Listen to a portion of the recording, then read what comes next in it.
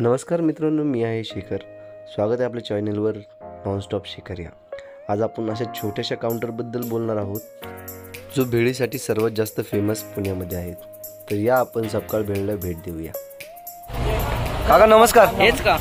नमस्कार. हो नमस्ते. नमस्ते बोला.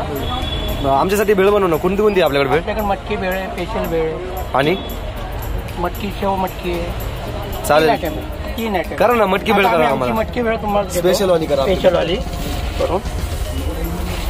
किती वर्ष त्यामध्ये मटकी भातका पावा टाकलाय.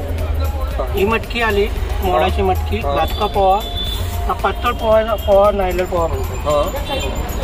त्यावर आलं लसूण खोबऱ्याची चटणी, लिंबू पिळलं त्यावर. असल म्हणजे ही असल माझ्या ह्याच्यामुळेच येतं. हा खेळ आहे आता. किती वर्ष झाले काका आपल्याला इथं? तरी वडिलांपासून 54 वर्ष झाले. हो, मला 28 वर्ष झाले. 28 वर्ष झाले तुम्हाला इथं? स्वतःला 28 वर्ष झाले. आता वरून शेव टाकली, एक खारी बुंदी आणि खारे शेंगदाणे.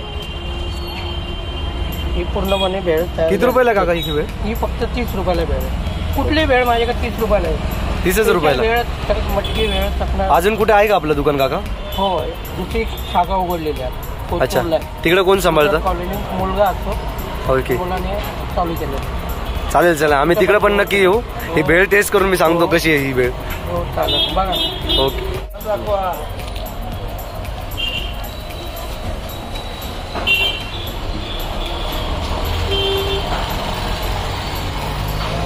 सपकाळ भेळवाल्यांची मटकी भेळ आहे. काउंटर पाहू शकता किती छोटा आहे, पण बनवायची पद्धत एकदम खतरनाक आणि भारी आहे. आणि ह्याच्यामध्ये कुठलीच गोष्ट ॲड ऑन अशी एक्स्ट्रा टाकलेली वाटत नाही.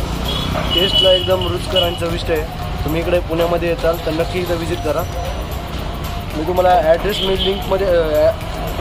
मी डिस्क्रिप्शनमध्ये पाठवूनच देईन. पण यांची कुतोडमध्ये दुसरी ब्रांच आहे, त्यांची पण आम्ही तुम्हाला ॲड्रेस पाठवून देईन. इकडे आले तर नक्की व्हिजिट करा. सपकाळ भेळला व्हिजिट करा. हा काउंटर एवढं छोटा आहे आणि एवढं सगळं प्रशस्त एकदम चांगल्या पद्धतीने ठेवलेलं आहे. तुम्हाला नक्की आवडेल. चॅनलवर येताल तर नक्की चॅनलला सबस्क्राईब करा. भेटूया आपण असेच पुढच्या व्हिडिओमध्ये. काका नमस्कार. सकाळची वेळ किती उत्तम असते. जागा जरी प्रवासाची लहान असली तरीही ते सगळी उत्तम आहे. स्वच्छ आहे. जवळजवळ 30 वर्ष होऊन गेले असेल मी इथे येतोय. 30 वर्ष झाली असतील किंवा जास्त असतील त्याची. अच्छा, पण अतिशय छान आणि याशिवाय दुसरीकडे खाऊची वाटत नाही. मित्रांनो, काकांनी सांगितल्याप्रमाणे बरोबरच आहे की तुम्ही एकदा सपकाळ भेळ खाल्ल्यानंतर तुम्हाला दुसरीकडे भेळ खायची इच्छाच होणार नाही. पण भेटूया आपण अशाच पुढच्या व्हिडिओमध्ये. चला मित्रांनो, बाय.